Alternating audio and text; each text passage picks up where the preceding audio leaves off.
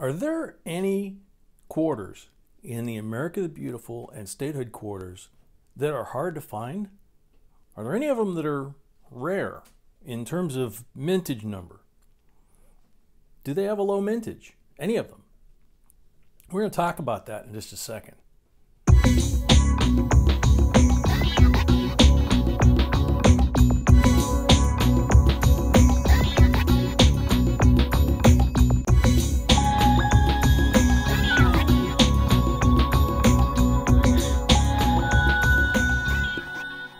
Hey YouTubers, this is J&B and welcome to our JB Coins family. We're all about coins and currency. We have new videos every day and are here to help you either start your new collection, expand an existing one, or just maybe find that one valuable coin that could change your life. Now in this video, if you just watched recently, we did a video on how to sort quarters in an orderly fashion, going through 6 boxes and using our Aaron variety list. And we knew that there were certain coins that were hard to find. Low mintage. Some of them that are not such low mintage, but they're still difficult to find.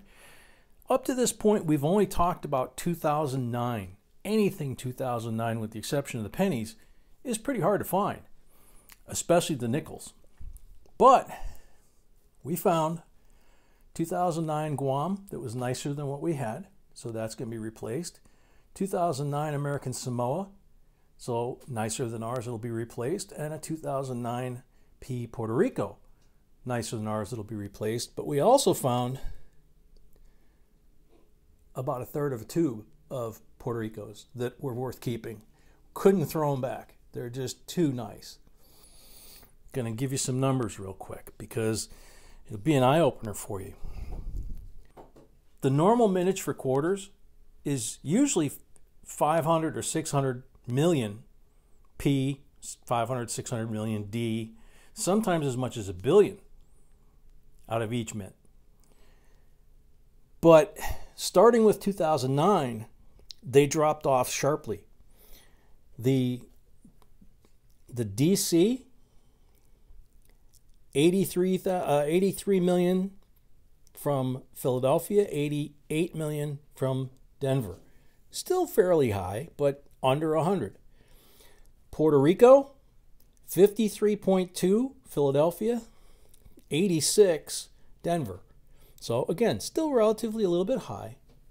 Guam, 45 million Philadelphia, 42 million Denver. Starting to get low.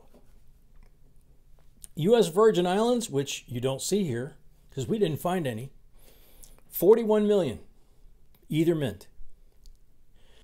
Northern Marianas Island, we didn't find that either, 35 million and 34 million, respectively. 2010, we don't think about past 2009, but you'll see it goes a lot further. These are coins that if you're coin roll hunting, you may not realize it, but you almost never see some of these coins in a box. And if you do, they're trashed. So here we have examples of gorgeous condition coins of the years we were able to find. And we'll give you the numbers. 2010 Hot Springs, 35 million and 34 million. Yellowstone, which is over here, 33 million and 34 million. Yosemite, 35 and 34. Grand Canyon, 34 and 34.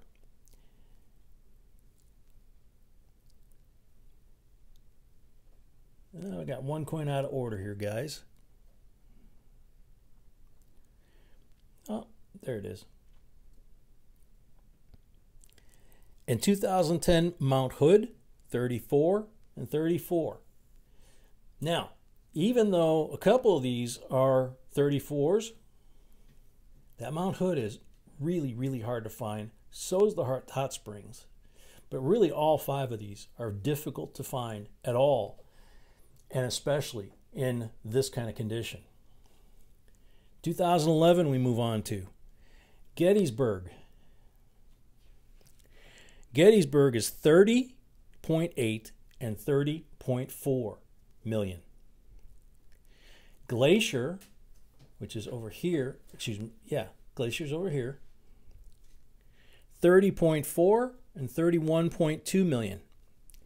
Olympic, 30 million, both. Vicksburg, 30 million, Philadelphia, 33 million, Denver.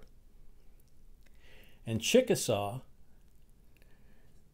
here's a weird one, 73.8 and 69.4. So these are all in the 30s, and this one's more than twice the other four coins.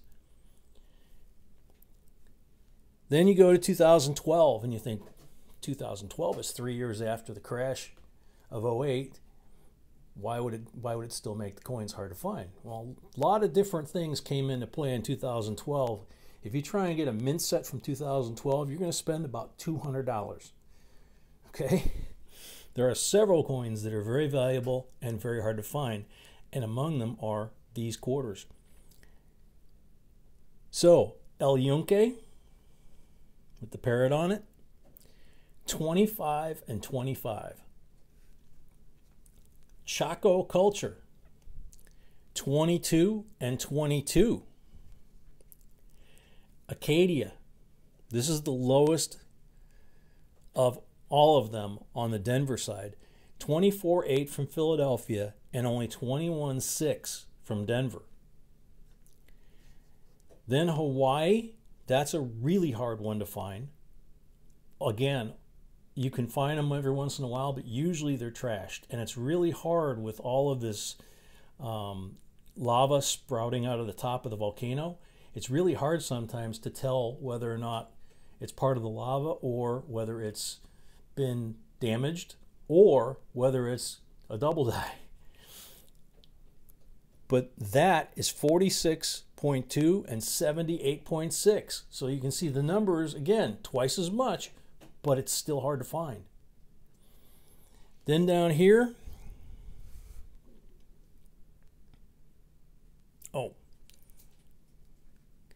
Denali, another anomaly. Denali is pretty easy to find. We actually went through quite a few of them. 135.4 million from Philadelphia, 166 million from Denver. Now that's a number we're more used to seeing, that or much higher. The rest of them that year, 20, 22, 25, okay? Now we get out to 2013, and we're starting to get back towards normal numbers. White Mountain, 68.8 and 107.6 million. But try and find one in your coin boxes, and again, in nice shape. Now, this is 4 times the mintage, but it's still a very hard coin to find. This stack over here is a 2014 Great Smoky Mountain. It dips again, 73.2 million from Philadelphia, but 99.4 million from Denver.